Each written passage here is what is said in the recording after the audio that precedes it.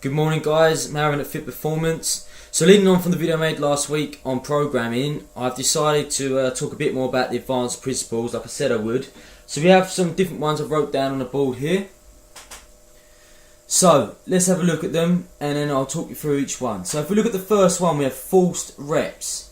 Forced reps. Now basically this is where you would have a training partner assist you in forcing out more repetitions. For example, let's say you was doing a bench press, your target was 10 repetitions, you would do your set of 10, when you thought you couldn't get any more out, your training partner would assist you with just a kilogram or so, a little bit of help, and you'll grind out them extra few repetitions. Second one we want to talk about, rest pause, okay? So you take the set to failure, then you rest 5 to 10 seconds, and you do it again. So for example, on a push press, you might go, say for a set of 3, you might do 1, 2, 3, rest it, 5 seconds, put it down, 5, 4, 3, 2, 1, pick it back up and just try and get out another one. There's few seconds recovery which allow you to grind out the extra rep. So eccentric, I mentioned that last week when we was talking about extra load on the squats. Now, eccentrically, eccentric is basically the muscle lengthening. So during a exercise, you have a concentric and an eccentric phase. So if you look at a bicep curl, as I curl my arm up, it'll be a concentric. As I lower it down, it'll be eccentric. Now, eccentrically, a muscle can take 40 to 60% more weight than what it can concentrically. Now, I wouldn't advise doing eccentric training with those sort of lows at 140, 160%. I would start at 110% and just may build up from there. But when you do eccentric training, it's very important that you keep the tempo as slow as you can. So 5 to 6 seconds down. So on bench press, for example, you would lower your arms 1, 2, 3, 4, 5, 6, and then drive up. Obviously, you will need a partner to assist you up because it's a load well beyond what you can press on your own.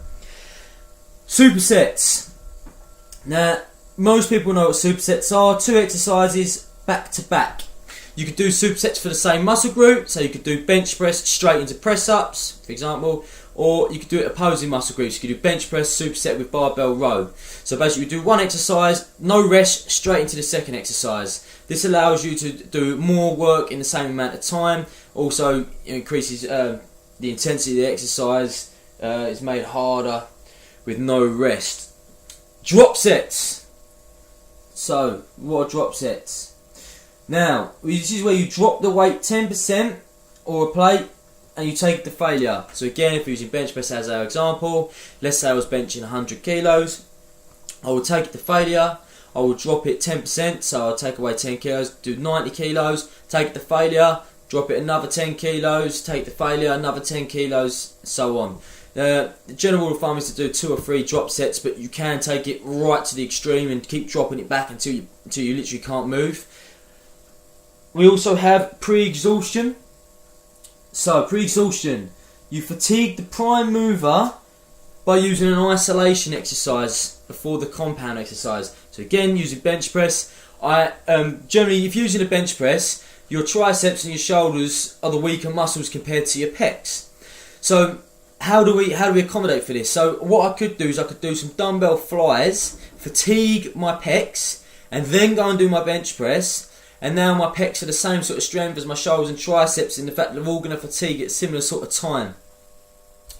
We also have partial repetitions. Now needless to say, what are partial repetitions? You're doing it for a partial range of motion.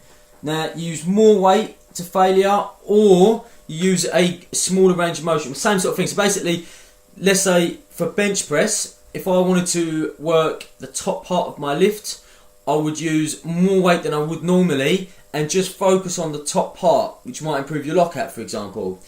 Or you can do the full range of motion, so again using bench press, and then you start to fatigue, and then you can't lock it out. So you're half in the reps, shorter and shorter until you're just doing little ones like this. Again, similar sort of thing to drop sets. You took the muscle to extreme failure. Finally, isometrics. So isometrics, hold at different angles, different points to work isometrically. So isometrically, your muscles are contracting without lengthening or shortening. So, for example, if you was doing a deadlift, you might pause it at your knee. So you pull the weight up, hold it at your knee for 5 to 10 seconds, and then you complete the lift, or not complete the lift, just put it down. So isometrically, you can use a lot heavier load again. Again, very, very stressful on the body. Now isometrics have shown to work your strength within, I think it was 15 to 20 degrees either side of the joint angle. So if you do isometrics, say that at 3 different points, shin, knee and mid-thigh, you'll get strong throughout the whole lift. Right, very important to bear in mind, you must use these methods sparingly. I would do them different ways. So generally I would put it in someone's program every 3 weeks, for example. If they're at a plateau or they just want a bit of a burn. Bodybuilders use these methods more regular than say strength athletes, but they do have their place as a strength athlete. So rest pause methods very effective, eccentrics are very effective, and as a partial repetitions and isometrics for a strength athlete. Bodybuilders can use them all. Always have a spot. I can't stress that enough. Do not attempt to do 140% of your 1 rep max without a spot. You potentially could kill yourself. So always make sure you got someone to hand. So also understand that all these methods are overload. Okay, so the overload principle basically overloads your muscles. So you're at this level, we need to overload you to this level to allow you to keep making progress. Generally, the simplest version of overload is just to have more weight, keep going for repetitions. But these are advanced methods. Okay, so just understand that that's all we're doing is we're overloading the muscle to induce fatigue and make a response in your muscular system.